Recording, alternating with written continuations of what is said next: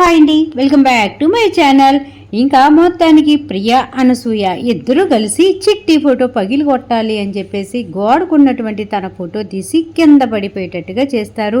ఇంకేముంది, పాపం చిట్టి ఫోటో ముక్కలు ముక్కలు అయిపోతుంది, చల్ల చితురు అయిపోతుంది అన్నమాట.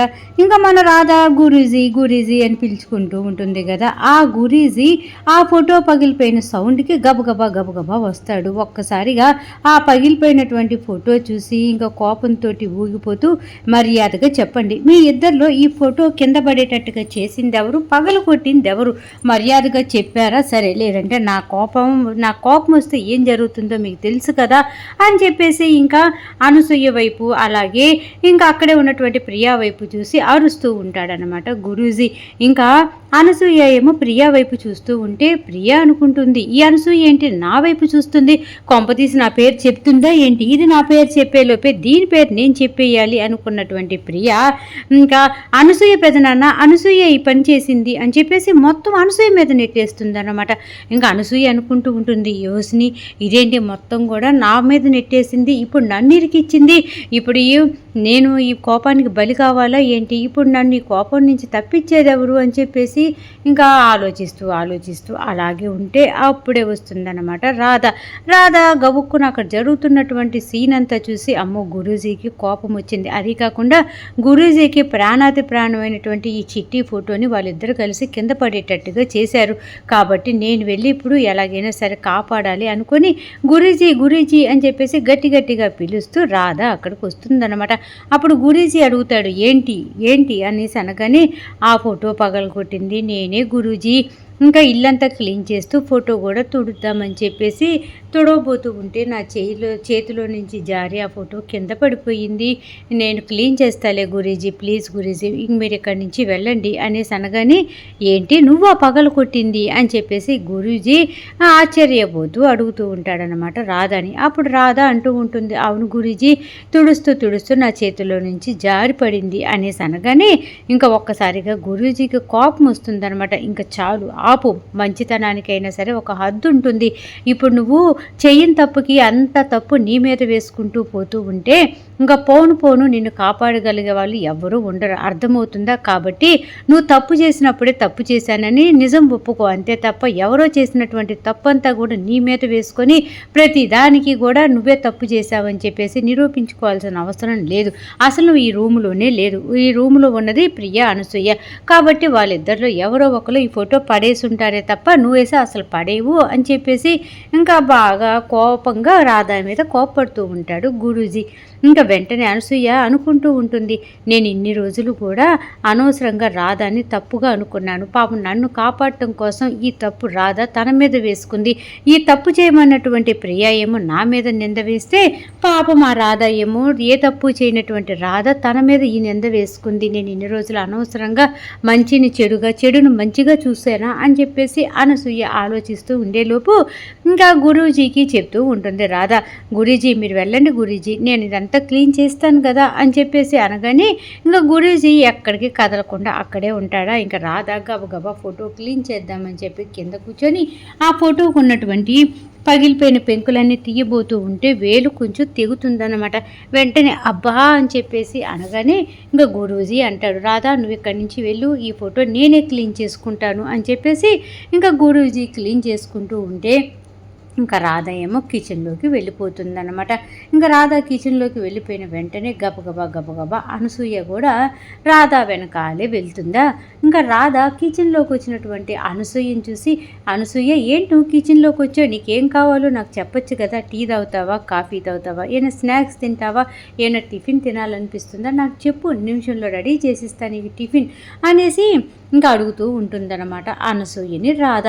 అప్పుడు అనసూయ అనుకుంటూ ఉంటుంది, నువ్వు ఇట్రా అని చెప్పేసి చేయి పట్టుకొని తీసుకొని వెళ్ళి డైనింగ్ టేబుల్ మీద కూర్చోబెట్టి అక్కడే మెడిసిన్ బాక్స్ తీసుకొని వచ్చి కారుతున్నటువంటి అంతా తుడిచేసి చక్కగా పౌడర్ జల్లి ఇంకా సేవలు చేస్తూ ఉంటే అప్పుడే అనసూయ అనుకుంటూ ఉంటుంది, ఏంటి నేను ఇన్ని రోజులు నీ గురించి తప్పుగా అనుకున్నాను, నన్ను మటుకు నువ్వు కోపపడకుండా నన్ను కాపాడాలని చెప్పేసి నేను చేసిన తప్పుని నీ మీద వేసుకున్నావు కదా, ఎందుకు ఇలా చేసావు అని చెప్పేసి ఇంకా అనసూయ రాధని అడుగుతూ ఉంటే రాధ అంటూ ఉంటుంది, ఎందుకంటే గురూజీకి నువ్వంటే చాలా ఇష్టం కదా, కాబట్టి నిన్ను అరవటం నేను అసలు తట్టుకోలేను. అది కాకుండా నీ చేతుల మీదుగా చిట్టి ఫోటో జారింది అంటే గురూజీ తట్టుకోలేడు. అందుకే ఆ నింద నా మీద వేసుకుందామని చెప్పేసి నేను అలా అన్నాను అని చెప్పేసి రాధ జరిగింది చెప్తూ ఉంటుంది. ఇంకా అనసూయ మటుకు రాధ చేతికి కట్టుకడుతూ అంతా కూడా సేవలు చేస్తూ ఉంటే అప్పుడే అక్కడికి రామచంద్ర వస్తాడనమాట. ఇంకా రామచంద్ర వచ్చేటప్పటికి అనసూయ రాధాతోటి మాట్లాడుతూ తన వేలికి అంతా కూడా దెబ్బ తగిలిన చోట క్లీన్ చేసి కట్టుకడుతూ ఉంటుంది కదా. ఆ దృశ్యాన్ని చూసి ఒక్కసారిగా బిత్తరపోతాడనమాట. నేను చూస్తుంది నిజమేనా? నిజంగానే అనసూయ రాధాతోటి అంత క్లోజ్గా ఉందా? రాధా అనసూయ ఇద్దరు ఇలాగా ఫ్రెండ్స్ అయిపోయారా అని చెప్పేసి బిత్తరపోయి అక్కడే చూస్తూ ఉండిపోతాడు. అలాగే రామచంద్ర ఇంక ఇక్కడ ఇలా జరిగిపోతూ ఉంటే మొత్తానికి వచ్చేసేపాటికి విక్రమ్ కృష్ణ పోలీస్ స్టేషన్లో తన పని తనేదో చేసుకుంటూ ఉంటే అప్పుడే అక్కడికి భవానీ శంకర్ కారు వచ్చి ఆగుతుందన్నమాట. ఇంకా భవానీ శంకర్ ఏదో కొన్ని కాగితాలు తీసుకొని అలా అలా అలా పోలీస్ స్టేషన్ లోపలికి వస్తూ ఎవరు పలకరించినా పలకరిపోయినా అందరినీ తనే స్వయంగా పలకరిస్తూ మొత్తానికి మన విక్రమ్ కృష్ణ క్యాబిన్లోకి వెళ్తాడు. అప్పటికి అక్కడ ఇద్దరు కానిస్టేబుల్ కూడా విక్రమ్ కృష్ణతో ఏదో మాట్లాడుతూ ఉంటే అప్పుడే విక్రమ్ కృష్ణ వస్తున్నటువంటి భవానీ శంకర్ని చూస్తాడనమాట. చూడగానే ఇంకా భవానీ శంకర్ కూడా నమస్తే అన్నట్టుగా చెప్పెట్టగాని ఇంకా మన విక్రమ్ కృష్ణ కూడా నమస్తే చెప్తాడు. ఈలోపే భవానీ శంకర్ గుడ్ మార్నింగ్ చెప్పగానే విక్రమ్ కృష్ణ కూడా గుడ్ మార్నింగ్ అని చెప్తాడనమాట. ఇంకా అక్కడి నుంచి మాట్లాడటానికి స్టార్ట్ చేస్తాడు భవానీ శంకర్. చూడబ్బాయి, ఇప్పుడు నేను అబ్బాయి అన్నాను అంటే ఇంకా రాధా నాకు కోడలు లెక్కే కదా, కాబట్టి మా వియ్యంకుడిని కాపాడుకోవటానికి వచ్చాను అని చెప్పేసి భవానీ శంకర్ చెప్పడం స్టార్ట్ చేస్తాడనమాట. ఏంటి మీ వియ్యంకుడు ఎవరు అనేసి విక్రమ్ కృష్ణ డౌట్గా అడుగుతూ ఉంటాడు భవానీ శంకర్ని. అప్పుడు భవానీ శంకర్ అంటాడు, అదేంటి అబ్బాయి, నేను అబ్బాయి అన్నప్పుడు మీ భార్య అయినటువంటి రాధ నాకు కోడలు లెక్కే కదా, ఇప్పుడు కోడలు వాళ్ళ నాన్న అంటే నాకు వియ్యంకుడే కదా, అందుకే ఆ మాట అంటున్నానన్నమాట. అంటే ఇప్పుడు నేను కొడుగ్గా అనుకున్నప్పుడు రాధా వాళ్ళ నాన్న నాకు వియ్యంకుడే కదా అయ్యేది, అతన్ని కాపాడదామని చెప్పేసి ఇదిగో బెయిల్ తీసుకొని వచ్చాను అనేసి అనగానే కొంచెం విక్రమ్ కృష్ణకి చెమట్లు పడుతూ ఉంటాయి. అప్పుడే విక్రమ్ కృష్ణ అంటూ ఉంటాడు, అయినా మీ పని మీరు చేసుకోకుండా ఇలా సేవలు చేయటం దేనికి అని చెప్పేసి భవానీ శంకర్ని అడుగుతూ ఉంటే భవానీ శంకర్ అంటాడు, ఎప్పుడైనా సరే నాకు చెడు చేసిన వాళ్ళకైనా సరే మంచి చెయ్యాలి అనుకునే మనస్తత్వం గలవాడిని. ఇప్పుడు ఏదైనా గేమ్ ఆడామే అనుకో, ఆ గేమ్లో నేను గెలిచి నా తోటోడు ఓడిపోయాడు అనుకో, మళ్ళీ అతన్ని గెలిపించడం కోసం ఇంకొక ఆట ఆడి మరీ నేను ఓడిపోతూ ఉంటాను. ఎవరైనా బాధపడుతూ ఉంటే చూస్తూ ఉండలేను. అందుకని పాపం అయ్యో మా నాన్న జైల్లో ఉన్నాడు, శిక్ష అనుభవిస్తున్నాడు అని చెప్పేసి నీ భార్య రాధ చాలా బాధపడిపోతూ ఉంటుంది కదా, అలాగే మా మామయ్య అని నేను బయటికి తీసుకురాలేకపోతున్నానని నువ్వు కూడా చాలా ఫీల్ అయిపోతూ ఉంటావు కదా, కాబట్టి మీ ఇద్దరి బాధని తొలగించడం కోసమని నేను ఒక మంచి లాయర్ని పట్టుకొని ఇదిగో బెయిల్ వచ్చేటట్టుగా చేసి బెయిల్కి సంబంధించిన కాగితాలు అప్లై చేద్దామని వచ్చాను, ఏమంటావు అనేసి అనగానే ఇంకా విక్రమ్ కృష్ణకి కొంచెం చెమట్లు కారటం గమనిస్తూ ఉంటాడు భవానీ శంకర్.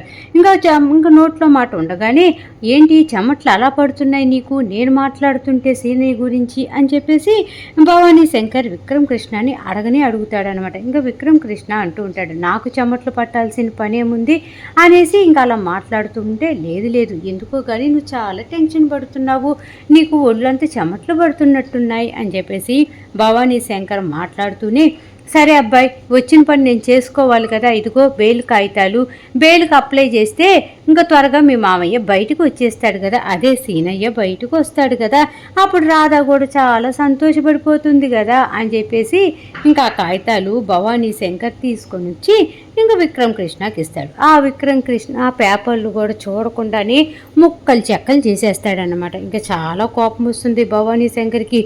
ఏంటి అబ్బాయి నువ్వు చేసేది, బెయిల్కి అప్లై చేయాలని చెప్పేసి నేను ఒక మంచి లాయర్ని పట్టుకొని బెయిల్కి సంబంధించినటువంటి కాగితాలు తీసుకొని వస్తే నువ్వేంటి అలా చించేస్తున్నావు అని చెప్పేసి కోపడుతూ ఉంటాడనమాట.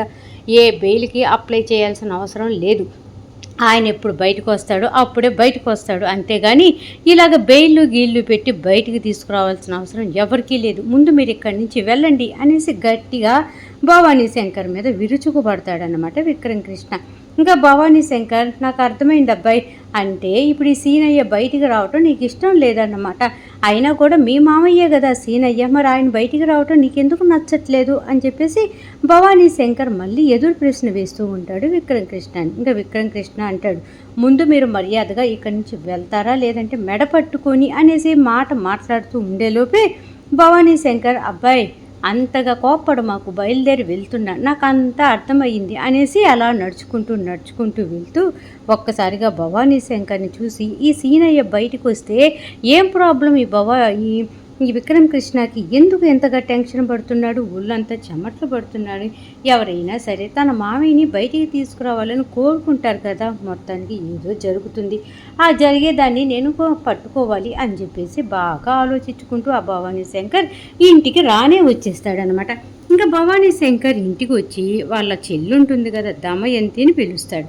ఇంకా దమయంతి వస్తుంది, ఏంటి అన్నయ్య ఏంటి సంగతి అనేసి అనగానే, ఇదిగో ఇప్పుడు సీనయ్యకి బెయిల్ అప్లై చేద్దామని చెప్పేసి వాళ్ళ అల్లుడైనటువంటి విక్రమ్ కృష్ణ దగ్గరికి వెళ్తే బెయిల్ వద్దు గీలు వద్దు అని చెప్పేసి ఆ కాగితాలు కూడా కట్ చేసేసాడు, అదే కాకుండా చించి పడేశాడు. ఇంకంటే నాకు తెలిసినంత వరకు ఆ సీనయ్య జైల్లోనే ఉండటం కరెక్టు, బయటికి రావద్దు అని చెప్పేసి విక్రమ్ కృష్ణ అనుకుంటున్నట్టున్నాడు. అనగానే, అదేంటి అన్నయ్య అలా ఎందుకు అనుకుంటాడు, ఇప్పుడు వాళ్ళ నాన్న పోలీస్ స్టేషన్లో కేసు అనుభవిస్తున్నాడు అంటే రాధాకి కూడా బాధే కదా, మరి అలాంటిది తన తండ్రి బయటికి రావాలని తను కూడా ఫోర్స్ చెయ్యాలి కదా, మరి తను కామ్గా ఎందుకుంది, అసలు ఆయన్ని సీనయ్య బయటికి రావటానికి ఎందుకు వీళ్ళు అడ్డుపడుతున్నారు, ఏం జరుగుంటుంది అనేసి అనగానే భవానీ శంకర్ చెప్తాడనమాట, 2 కారణాలు అయ్యి ఉండొచ్చు. ఎందుకంటే సీనయ్య బయటకు వచ్చేసాడే అనుకో మనం చంపేస్తాం కదా, కాబట్టి లోపలుంటే ప్రాణాలతో బతుకుతాడు అని చెప్పేసి ఈ విక్రమ్ కృష్ణ రాధ ఇద్దరు అనుకోని ఉండొచ్చు. అందుకే బెయిల్ అప్లై చేస్తామన్నా సరే బెయిలు గీలు అవసరం లేదు అని చెప్పేసి ఇంకా మొత్తానికి విక్రమ్ కృష్ణ అడ్డు తగిలాడు అనేసి భవానీ శంకర్ వాళ్ళ చెల్లి దమయంతికి చెప్తూ ఉంటే, మరి రెండోది ఏంటిదంటావన్నయ్య అని చెప్పేసి దమయంతి అడుగుతూ ఉంటే భవానీ శంకర్ మళ్ళీ చెప్తాడనమాట, రెండోది ఏమై ఉండొచ్చు అంటే విక్రమ్ కృష్ణ రాధ ఇద్దరు కూడా అగ్రిమెంట్ పెళ్లి చేసుకొని ఉండొచ్చు కదా, లేదంటే జనాలను నమ్మేయటం కోసం ఏదో కొన్ని రోజులు కలిసి ఉండే పెళ్లి చేసుకొని ఉండొచ్చు కదా, వాళ్ళు నిజంగా పైకి భార్యాభర్తల్లా ఉన్నారేమో, ఒకవేళ వాళ్ళు నిజంగా భార్యాభర్తలు కాదేమో అని చెప్పేసి భవానీ శంకర్ తన మనసులో ఉన్నటువంటి అనుమానాలన్నీ కూడా దమయంతికి చెప్తూ ఉంటాడు. దమయంతి అంటూ ఉంటుంది, ఇప్పుడు వీటి వల్ల వాళ్ళిద్దరికి ఏం లాభం, విక్రమ్ కృష్ణకిను అలాగే రాధాకి ఏం లాభం అన్నయ్య అని చెప్పేసి దమయంతి భవానీ శంకర్ని అమాయకంగా అడుగుతూ ఉంటే, పిచ్చి చెల్లి వీటన్నిటిని కూడా ఒక దారికి తేవటానికి నేనున్నాను కదా, నువ్వు టెన్షన్ పడబాకు, నేను చూసుకుంటాను. ప్రియా పెళ్ళి జరగాలన్నా ఇంకా ఏంటంటే ఆ సీనయ్య బయటికి రావాలన్నా వీళ్ళిద్దరూ కూడా భార్యాభర్తల్లాగా నటిస్తేనే ఇవన్నీ జరుగుతాయని చెప్పేసి వాళ్ళు ప్లాన్ చేసుకొని మరీ ఇలా చేసి ఉంటారని నాకు డౌట్ వస్తుంది. కాబట్టి ఏది నిజం ఏది అబద్ధం అనేది ఎన్ని కూడా నేను చూస్తాను కదా, ఆ నిజాలన్నీ నేను బయటికి తెస్తాను కదా అని చెప్పేసి భవానీ శంకర్ దమయంతి ఇద్దరు మాట్లాడుకుంటూ ఉంటారు. ఇంకెక్కడ సీన్ ఇలా జరుగుతూ ఉంటే ఇంకా భవానీ శంకర్ వచ్చి విక్రమ్ కృష్ణతో మాట్లాడిన మాటలన్నీ విక్రమ్ కృష్ణకి చిరాగ్గా అనిపిస్తాయి. ఇంటికి వచ్చిన తర్వాత కూడా స్నానం గినం అన్నీ చేసి కొంచెం చిరాగ్గా అప్పుడే తన బెడ్రూమ్లోకి వచ్చి కబోర్డు ఓపెన్ చేస్తాడు. ఈ కబోర్డ్లో రాధ కూర్చొని ఉంటుందన్నమాట. కూర్చొని ఈ విక్రమ్ కృష్ణ ఇలా డోర్ తీయగానే కబోర్డు బహు అని భయపిస్తుంది. వెంటనే వామ్మో అనుకుంటా కొంచెం దూరం వెళ్ళి కింద పడిపోతాడనమాట విక్రమ్ కృష్ణ. ఇంకా రాధ పగలబడి నవ్వుకుంటూ ఇంకా విక్రమ్ కృష్ణ దగ్గరికి వచ్చి, పెద్ద పోలీసు, నిన్ను చూస్తే అందరూ భయపడతారు, నువ్వేమో నన్ను చూసి భయపడుతున్నావు, అయినా నన్ను చూసి భయపడాల్సిన పని ఏంటి, అయినా ఇంత టెన్షన్గా ఉన్నావేంటి, ఏదైనా ప్రాబ్లమ్సా నాతో చెప్పు అనగానే, నువ్వే నాకు ఒక పెద్ద ప్రాబ్లం, ఇంకా నీ ముందు ఆ ప్రాబ్లాలన్నీ కూడా ఎటు పక్కన వస్తాయి చెప్పు అని రాధని కోపం వచ్చేటట్టుగా మాట్లాడుతూ ఉంటాడు విక్రమ్ సింహ. అప్పుడు రాధ అంటుంది, ఏంటి నేను నీకు పెద్ద ప్రాబ్లంనా, నీకేం ప్రాబ్లం తీసుకొచ్చి పెట్టాను, సరే కానీ నాకు ఏదైనా ఒక విషయం చెప్తే క్లారిటీగా చెప్పాలి, ఎందుకు నువ్వు అలా ఉన్నావు, ఎందుకు అంత చిరాగ్గా ఉన్నావు, నన్ను చూసి ఎందుకు అంత భయపడ్డావు, నిజం చెప్పు గురించి అనేసి బతిమలాడుతూ ఉంటుందన్నమాట విక్రమ్ కృష్ణని. మొత్తానికి విక్రమ్ కృష్ణ ఏదో చెప్పబోతూ ఉంటాడు రాధాకి. ఈరోజు ఎపిసోడ్ ఈ విధంగా జరిగిందండి. సీరియల్ బాగుంది, అర్థమైంది అనుకుంటే మర్చిపోకుండా నా ఛానల్ని లైక్ చేయండి, షేర్ చేయండి, సబ్స్క్రైబ్ చేసుకోండి. కింద బెల్ సింబల్ ఉంటుంది కదా, దాన్ని గట్టిగా ఒక్క బాదు బాధేసేయండి. రేపు రాబోయే ఎపిసోడ్లో మళ్ళీ కలుద్దాం.